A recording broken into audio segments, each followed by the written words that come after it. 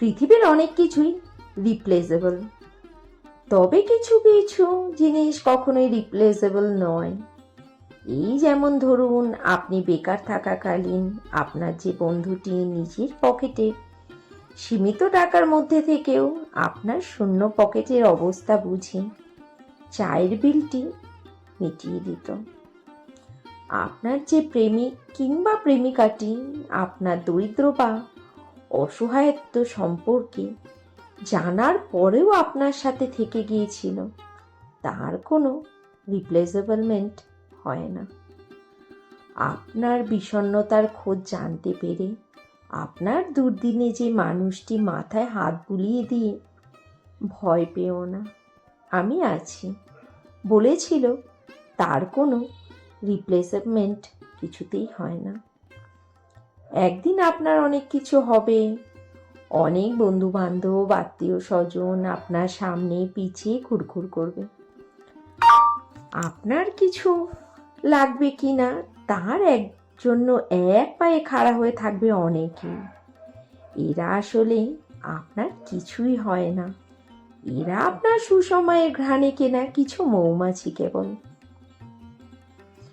তারাই আপনার আপনজন আর কাছের জন, যারা আপনার শূন্য পকেটের পাশে ঘ্রাণ ছাড়াই কখনো ছাদ হয়ে মাথার উপর, কখনো বা মাটি হয়ে পায়ের নিচে ঠাঁই হয়েছিল। বড় হন, ততটুকুই বড় হন, যতটুকু বড় হলে আপনার মাথাটা আকাশ ফুরিয়ে বেরিয়ে যেতে পারে। ক্ষুদ্র হন, ততটুকুই ক্ষুদ্র হন, যতটুকু ক্ষুদ্র হলে আকাশ ছাড়ানো উঁচু লতাটির মতন সেই মাটির তলায় নুয়ে পড়া যায়, যে মাটি একদিন আপনার শূন্য অবস্থায়ও ঠাঁই হয়ে পায়ের তলায় থেকেছিল। মানুষের জীবনে বড় একটা লস কি জানেন? জীবন থেকে এমন কাউকে হারিয়ে ফেলা, যে মানুষটাকে একদিন আপনি তীব্রভাবে ভালোবাসতেন। তবে আপনার জীবনে তার চেয়েও হাজার গুণ বড় লস কোনটা জানেন? জীবন থেকে এমন কাউকে হারিয়ে ফেলা, যে মানুষটা আপনাকে নিখুঁতভাবে ভালোবাসত। যেদিন বুঝবেন আপনার অদূরে বিড়ালের মতো স্নেহে আদরে যে মানুষটা তীব্র মমতায় ভালোবাসত, সে আপনাকে আর ভালোবাসে না, সেদিন বুকে চিনচিন ব্যথা করবে, ঘুমোতে গিয়ে রোজ মধ্যরাতে ঘুম ভেঙে যাবে। আপনি ভালোবাসেন, এমন কাউকে হারিয়েছেন, তার জন্য বরং আপনাকে ভালোবাসত। এমন কাউকে হারিয়েছেন, এই আফসোসে আপনি সেদিন কাতরাবেন। আপনি যাকে ভালোবাসেন তার প্রতি আপনার মুগ্ধতা একদিন শুকনো নদীর মতন শুকিয়ে যাবে। কিন্তু আপনাকে ভালোবাসত এমন একটা মানুষকে হারানোর আফসোসে আজীবন আপনার বুকের ভেতর গ্যাস্ট্রিকের সমস্যা ছাড়াই জ্বালা পোড়া করবে। পৃথিবীতে এমন হাজার মানুষ আপনার জীবনে আসবে যাবে, যাদেরকে আপনি তীব্রভাবে ভালোবাসবেন, আবার ভুলেও যাবেন। কিন্তু আপনাকে তীব্রভাবে ভালোবাসবে এমন মানুষ আপনার গোটা জীবনে বড়জোর দুই একজন পাবেন, বেশিরভাগ সময় একজনও পাবেন না।